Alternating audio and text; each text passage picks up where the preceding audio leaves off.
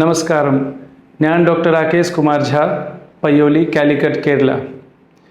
നിങ്ങളെല്ലാവരും സന്തോഷത്തിലായിരിക്കാം. എന്താ വെച്ചാൽ ഇന്ന് ഓഗസ്റ്റ് 15 ഇൻഡിപെൻഡൻസ് ഡേ ആണ്. കഴിഞ്ഞ ഒരാഴ്ചയായിട്ട് നിങ്ങൾ വാർത്തയിൽ ഒരു ന്യൂസ് കുറേ പ്രാവശ്യം ഇങ്ങനെ കേട്ടിട്ടുണ്ടാവും. ചിലപ്പോൾ മൈൻഡ് ആക്കിയിട്ടുണ്ടാവില്ല, കാരണം ഇത് വേറെ നാട്ടിലുള്ള സംഭവമാണല്ലോ. പക്ഷേ ആസ് എ ഡോക്ടർ ഇത് ഉത്തരവാദിത്തമാണ് നിങ്ങളുടെ അടുത്ത് ഒരു വിഷയം എത്തിക്കാനുള്ള. നിങ്ങൾക്ക് ഡീറ്റെയിൽ ആയിട്ട് ഇതിനെപ്പറ്റി ചിലപ്പോൾ ഐഡിയ ഉണ്ടായിരിക്കില്ല. പക്ഷെ നിങ്ങൾ കുറച്ചുകൂടി സോഷ്യലി ആക്റ്റീവ് ഉണ്ടെങ്കിൽ യൂട്യൂബിൽ ഫുൾ ഈ ന്യൂസ് ആയിട്ട് നിങ്ങൾ അവതരിപ്പിച്ചിട്ടുണ്ടാവും. യൂട്യൂബ് നിങ്ങൾക്ക് എന്താണ് പ്രശ്നങ്ങളാണ്. എന്നാലും ഞാൻ നിങ്ങളോട് പറയാം, ഓഗസ്റ്റ് 8 കൊൽക്കത്ത, വെസ്റ്റ് ബംഗാളിന് 31 വയസ്സുള്ള ഒരു പെൺകുട്ടി, ഒരു MD ഡോക്ടർ, ചെസ്റ്റ് മെഡിസിനിലെ MD ഡോക്ടർ, ഒരു പെൺകുട്ടി 8 ഓഗസ്റ്റിന് രാത്രി ഡ്യൂട്ടി ചെയ്തിട്ട് 36 മണിക്കൂർ duty, long at a stretch duty ചെയ്തതിന് ശേഷം ആ പെൺകുട്ടി റെസ്റ്റ് എടുക്കാൻ വേണ്ടി രാത്രി 2 മണിക്ക്, നിങ്ങൾ ശ്രദ്ധിക്കണം, രാത്രി 2 മണിക്ക് ജൂനിയേഴ്സിൻ്റെ കൂടെ ഫ്രണ്ട്സിൻ്റെ കൂടെ ഭക്ഷണം കഴിച്ചിട്ട്, 2 മണിക്ക് ടൈം ആണോ? എന്നാലും ഇതാണ് ജീവിതം. 2 മണിക്ക് ഭക്ഷണം കഴിച്ചിട്ട് ഒരു സെമിനാർ റൂമിൽ കിടക്കാൻ പോയി. വേറൊരു സൗകര്യമില്ല, വേറൊരു സ്ഥലമില്ല. അവിടെ മൂപ്പത്തി കിടക്കാൻ പോയി, ഒരു റെസ്റ്റ് എടുക്കാൻ പോയി. 36 മണിക്കൂറായിട്ട് ഡ്യൂട്ടി ചെയ്ത് ക്ഷീണിച്ചിട്ട് പോയതാ. ഏതോ ആൾ തളരും. അവിടെ പോയി റെസ്റ്റ് എടുത്ത സമയത്ത് ഒരു 3 മണിനടുക്ക് ഒരാൾ വരുന്നുണ്ട്. ആ ആൾ വന്നു. അതിനുശേഷം ഒരു 4:45 ഇയാൾ ആ റൂമിന് പോയി. ആ സംഭവം എല്ലാവരും പിന്നെ അറിഞ്ഞ് എന്തൊക്കെ സംഭവം നടന്നിട്ടുണ്ടായിരുന്നു. അപ്പോൾ സംഗതി എന്താ വെച്ചാൽ, രാവിലെ എല്ലാവരും ആ റൂം തുറന്ന് നോക്കി എത്തുമ്പോൾ കാണുന്ന എന്താ, ഒരു നിർവസ്ത്രമായിട്ട്, ഒരു ശരിക്ക് ഡ്രസ്സ് ഒന്നും ഇല്ലാത്ത ഒരു മരിച്ച അവസ്ഥയിലെ ഒരു സ്ത്രീ, ഒരു ഫുൾ രക്തമായിട്ട് കുളിച്ചിട്ട് ഒരു പെൺകുട്ടി, ഒരു 33 വയസ്സുകാരത്തി അവിടെ ഭൂമിയിൽ മരിച്ച് കിടക്കുന്നുണ്ടായിരുന്നു. അത് ആരായിരുന്നു ചെയ്ത്, എന്താണ് ചെയ്ത്? അതിന് പിന്നാൽ എല്ലാ അന്വേഷണം നടത്തി. അവർ മാനേജ്മെൻറ്റ്, കോളേജ് മാനേജ്മെൻറ്റ് അവർ ഫാമിലിനെ വിളിച്ച് അറിയിച്ച്, നിങ്ങൾ പെട്ടെന്ന് വരണം, നിങ്ങൾ മകൾക്ക് സുഖമില്ലാന്ന്. രാവിലെ ഹോസ്പിറ്റലിൽ ബഹളമുണ്ടായിരുന്നു. അവരെ അച്ഛൻ അമ്മ അവിടെ എത്തി, പെട്ടെന്ന് എത്തി. പക്ഷേ എത്തുമ്പോൾ 3 മണിക്കൂർ വരെ അവിടെ എടുത്തിച്ചിട്ട് ഇവർ കാല് പിടിച്ച് എങ്ങനെ പ്രാർത്ഥിച്ച്, എനിക്ക് എൻ്റെ മകളിനെ കാണണം. പക്ഷേ എല്ലാവരും അവിടെ കാണിക്കാൻ സമ്മതിച്ചിട്ടില്ല. പോലീസൊക്കെ എത്തിയിട്ടുണ്ടായിരുന്നു, എല്ലാ അഡ്മിനിസ്ട്രേഷൻ ആൾക്കാരുണ്ടായിരുന്നു. പക്ഷേ കാണാൻ സമ്മതിച്ചിട്ടില്ല. ഇപ്പോൾ കാണാമെന്ന് പറഞ്ഞ് 3 മണിക്കൂർ അവിടെ എടുത്തതിന് ശേഷം അറ്റ് ലാസ്റ്റ് ഈ അച്ഛനമ്മനെ കാണാൻ സമ്മതിച്ചു. അച്ഛൻ അവിടെ പോയപ്പോൾ എനിക്ക് പറയാൻ ഭയങ്കര വിഷമമായിട്ട് തന്നെയാണ് പറയാം. അവിടെ എത്തിയിട്ട് കാണുന്നുണ്ട്, മകളിൻ്റെ ശവം കാണുന്നുണ്ട്, ഭൂമിയിൽ കിടക്കുന്നുണ്ട്. ശരിക്കും വസ്ത്രമില്ല, രക്തം കുളിച്ച ഒരു മോളിനെ അവിടെ കാണുന്നുണ്ട്. ഇതാണ് നാടിൻ്റെ അവസ്ഥ. അപ്പോൾ ഇവരൊച്ച ഉണ്ടാക്കിയിട്ട് പുറത്തിറങ്ങി, ഇതെന്ത് പറ്റിയെന്ന്.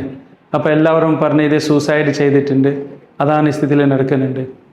പക്ഷേ അവസ്ഥ കണ്ടപ്പോൾ തന്നെ അറിയാതെ സൂസൈഡല്ല, അത് ഹീനസ് ക്രൈമാണ്, അതൊരു മർഡറാണ്, ഒരു റേപ്പ് നടന്നിട്ടുണ്ടായിരുന്നു. പക്ഷേ ഇവരുടെ പിന്നെ മെല്ലെ കുറച്ചൊക്കെ ഒരാൾ വന്നപ്പോൾ പറയാം, നമുക്ക് സെറ്റിലാക്കാം. എന്ത് സെറ്റിലാക്കാം? ഇത് എന്താ സെറ്റിലാക്കാനുള്ളത് ഇവിടെ? പക്ഷെ എന്തായാലും ഈ അച്ഛനെല്ലാം കേട്ടപ്പോൾ വിഷമിച്ചിട്ട് അവിടെ ഇരിക്കുക. പിന്നെ അതിന് ശേഷം കുറേ ഒച്ചാബഹളമൊക്കെ ഉണ്ടായിരുന്നു. പക്ഷേ ഒരു ശരിക്കുള്ള ആക്ഷൻ ഒന്നും കിട്ടുന്നില്ല. നമ്മൾ പോലത്തെ എല്ലാ ഡോക്ടർമാർ റോഡിലേക്ക് ഇറങ്ങി കുറേ മുദ്രാവാക്യമൊക്കെ വിളിച്ച് സൈലൻറ്റ് പ്രൊട്ടസ്റ്റ് ചെയ്തു. കാരണം എന്താ? ന്യായം വേണം. പക്ഷെ ഇത് പുതിയ അല്ലല്ലോ, ഇത് നമ്മൾ കുറേ കണ്ടതല്ലോ, നമുക്കൊരു ശീലമായിപ്പോയി. നിർഭയ കേസ് മുതൽ ഇന്ന് വരെ ഒരുപാട് കേസ് നമ്മൾ കണ്ട്. അപ്പോൾ നമുക്ക് ശീലമായിപ്പോയി, പുതിയതായിട്ടൊന്നുമില്ല. എന്നാലും ഒരു മകളുണ്ടല്ലോ, ഒരാളിന് ജീവിതമായിരുന്നല്ലോ, അങ്ങനെ ഈ സംഭവം നടന്നു. പിന്നെ മാനേജ്മെൻറ്റിൻ്റെ ഭാഗമായിട്ട് ഞാനിത് നിങ്ങൾക്ക് എക്സ്പ്ലെയിൻ ചെയ്യുന്ന വെച്ചാൽ നിങ്ങളൊന്ന് അറിഞ്ഞിരിക്കണം എന്തൊക്കെ നടന്നെന്ന്. ഈ അച്ഛനമ്മനെ സപ്പോർട്ട് ചെയ്യാൻ ആരുമില്ല. ഈ ഡോക്ടേഴ്സ്മാരെല്ലാം റോഡിൽ ഇറങ്ങി സപ്പോർട്ട് ചെയ്യാൻ വേണ്ടി എത്തി. പക്ഷേ ആരും ശരിക്കും ആക്ഷൻ എടുക്കുന്നില്ല. അങ്ങനെ ഈ അച്ഛനമ്മമാർ ഹൈക്കോടതിയിലെത്തിയപ്പോൾ അവിടെയാണ് ഹൈക്കോടതി ഇതിനെപ്പറ്റി ഒരു കേസ് ഹിയറിംഗ് ചെയ്യാൻ തുടങ്ങി. ഇത് ഒരാഴ്ച ആയിട്ടുള്ള ഈ സംഭവം നടന്നിട്ട്, 8 ഓഗസ്റ്റ് 8 നടന്ന സംഭവമാണ്. ആ ടൈമിൽ ഒരു ആൾ, സഞ്ജയ് റാവ് പറഞ്ഞ ഒരാളുണ്ട്. ആൾ ശരിക്കും പറഞ്ഞ കൊൽക്കത്ത പോലീസിനെ പെർമനൻറ്റ് സ്റ്റാഫ് അല്ല, ഒരു സിവിലായിട്ട് പോലീസിനെ സഹായിക്കുന്ന ഒരാളായിരുന്നു. ആൾ 12,000 രൂപ മാത്രം സാലറി ഉണ്ടാവും. പക്ഷേ ഇയാൾ പോലീസിൻ്റെ ലോഗോ ഉള്ള ടീഷർട്ട് ഇട്ടിട്ട് എപ്പോഴും നടക്കും. ഇയാൾക്ക് എപ്പോഴും എല്ലാത്തിനും ആക്സസ് ഉണ്ടാവും. കാരണം പ്രൈവറ്റായിട്ട് ഈ പോലീസിനെ സഹായിക്കുന്ന ഒരാളായിരുന്നു. പോലീസ് ബാരക്ക് പോയിട്ട് റെസ്റ്റ് എടുക്കും, അവിടെ പോയി കടങ്ങും, വലിയ വലിയ ആൾക്കാരായിട്ട് കൂടെ നടക്കും. ആ സഞ്ജയ് റാവാണ് ആൾ. ആ കോളേജിൽ എപ്പോഴും വരാം, എവിടെ പോകാം, ഫുൾ ആക്സസ് ഉണ്ടായിരുന്നു. ആ ആളാണ് രാത്രി CCTV പ്രകാരം രാത്രി ഒരു 3 മണിക്ക് ആ സെമിനാർ ഹാളിൽ പോയിട്ട് ഒറ്റയ്ക്ക് കണ്ട ഈ പെൺകുട്ടിനെ കണ്ടിട്ട് റേപ്പ് ചെയ്തു, മർഡർ ചെയ്തു. കണ്ണിന് കണ്ണാടി ഉണ്ടായിരുന്നു, ആ കണ്ണാടിനെ കുത്തിയിട്ട് ആ കണ്ണാടി അതിൽ കണ്ണിൽ കുത്തിയിട്ട് രക്തമൊക്കെ വരുന്നുണ്ട്. ആ കുട്ടി എത്ര വിഷമിച്ചിട്ടുണ്ടാവും എന്ന് ആലോചിച്ച് നോക്ക്. ആ റേപ്പ് ചെയ്തിട്ട് 4:45 CCTV പ്രകാരം 4:45 ഇയാൾ ഹോസ്പിറ്റലിൽ ഇറങ്ങി കാണാം. പിന്നെ ഇയാളിന് ധൈര്യം നോക്കിക്കോ. ഇയാൾ അതിന് ശേഷം പോലീസ് ബാരക്ക് പോയിട്ട് സുഖമായിട്ട് കിടന്നതാ. എങ്ങനെ ഈ ധൈര്യം കിട്ടുന്നുണ്ട് ഇയാൾക്ക്? അറിയാം ആർക്കൊന്നും ചെയ്യാനാവില്ല. നമ്മളെ നാട്ടിൽ ഇങ്ങനത്തെ കുറേ കേസുകൾ ഉണ്ടാവും, എല്ലാവരും മറക്കും, ഒന്നും സംഭവിക്കാൻ പോകുന്നില്ല. അതാണോ ശരി? പിന്നെ പോലീസിന് മുകളിൽ പ്രഷർ വന്നപ്പോൾ പോലീസ് ഇൻവെസ്റ്റിഗേഷൻ നടത്തിയപ്പോൾ അവിടെ ഒരു ബ്ലൂടൂത്തിൻ്റെ പീസ് കണ്ടു ശവത്തിന് കൂടെ. അപ്പോൾ പോലീസ് എല്ലാം സസ്പെക്ട് ചെയ്ത് എല്ലാ ആൾക്കാർക്ക് വിളിപ്പിച്ചിട്ട് അവിടെ എല്ലാവരും കണക്ട് ചെയ്യാൻ നോക്കി. ബ്ലൂടൂത്ത് ആരെ ഫോണായിട്ട് കണക്ട് ആവുന്നു നോക്കുമ്പോൾ ഈ സഞ്ജയ് റാവുവിൻ്റെ ഫോണുകൊണ്ട് കണക്ട് ആയതുകൊണ്ട് അറ്റ് ലാസ്റ്റ് അവർ സസ്പെക്ട് ചെയ്തിട്ട് അവനെ അറസ്റ്റ് ചെയ്തു. ഇയാളെ അറസ്റ്റ് ചെയ്തപ്പോൾ പോലീസ് റിമാൻഡിലാണ്. അത് ശരിയാണ്. പിന്നെ കൊൽക്കത്ത ഹൈക്കോടതി പ്രകാരം അവർ ഇൻവെസ്റ്റിഗേഷൻ സ്ട്രോങ് ആയിട്ട് അത് നടക്കുന്നുണ്ട്. പിന്നെ പ്രിൻസിപ്പൽ RG കർ മെഡിക്കൽ കോളേജിന് സംഭവിച്ച ഈ പ്രശ്നമാണ്. അതിൽ പ്രിൻസിപ്പൽ മോറൽ ബാക്ക്ഗ്രൗണ്ട് എടുത്തിട്ട് മൂപ്പർ പറഞ്ഞ് ഞാനിത് രാജിവെക്കുന്നു പറഞ്ഞിട്ടും വെറും 8 മണിക്കൂറിന് ഉള്ളിൽ ആ പ്രിൻസിപ്പൽക്ക് വേറെ മെഡിക്കൽ കോളേജിൻ്റെ പ്രിൻസിപ്പലാക്കി ആ ഗവൺമെൻറ്. എന്താ ഇത്ര തിരക്ക്? ഒരാൾ റിസൈൻ ചെയ്ത ആൾക്ക് പെട്ടെന്ന് ഒരു വേറെ മെഡിക്കൽ കോളേജിന് പ്രിൻസിപ്പലാക്കി ജോബ് ജോയിൻ ചെയ്യാൻ പറഞ്ഞ് അത് ഹൈക്കോടതിക്ക് പിടിച്ചിട്ടില്ല. ഹൈക്കോടതി സർക്കാരിനോട് പറഞ്ഞു നിങ്ങൾ ഇയാളിനോട് ലീവിലേക്ക് ആക്കണോ ഇല്ലെങ്കിൽ ഞാൻ ആക്കണോ.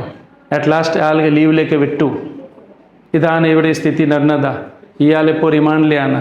പിന്നെ സർക്കാർ പറയാ ഒരാഴ്ച നമ്മൾ നോക്കട്ടെ, ഈ കാര്യങ്ങൾ നോക്കാൻ പറ്റും, ഇല്ലെങ്കിൽ CBIക്ക് കൊടുക്കാം. പക്ഷേ ഇന്ന് CBIക്ക് ആ കേസ് ഹൈക്കോടതി പറഞ്ഞ പ്രകാരം CBIക്ക് കേസ് കൊടുത്തു. CBI അന്വേഷണം നടത്താൻ തുടങ്ങിയിട്ടുണ്ട്. ആൾ അറസ്റ്റിലാണ്.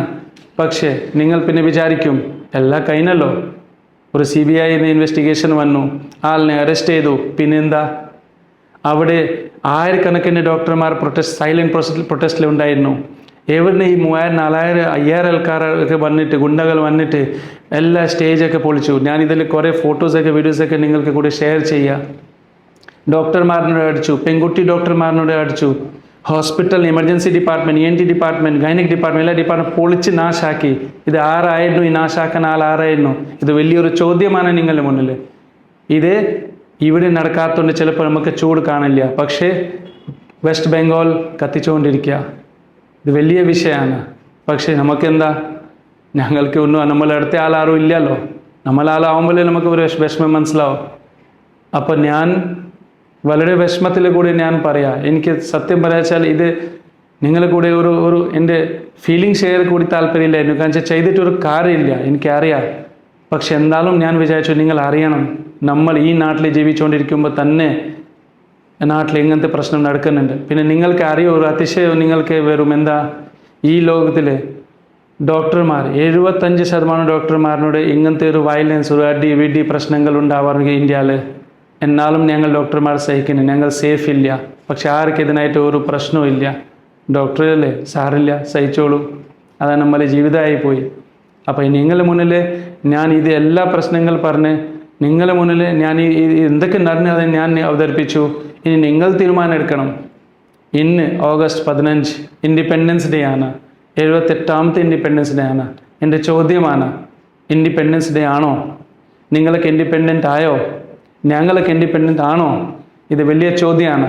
ഈ ചോദ്യം കൂടി ഞാൻ നിങ്ങളുടെ ഞാൻ അവസാനിപ്പിക്കുക. ഞാൻ അത്ര പറയാം, ഇത് നമുക്ക് ശരിക്കും പറഞ്ഞാൽ ഏത് വായ കൊണ്ട് നാം എല്ലാവരും കൂടി നമ്മൾ ഹാപ്പി ഇൻഡിപെൻഡൻസ് ഡേ പറയാൻ എനിക്ക് തോന്നില്ല.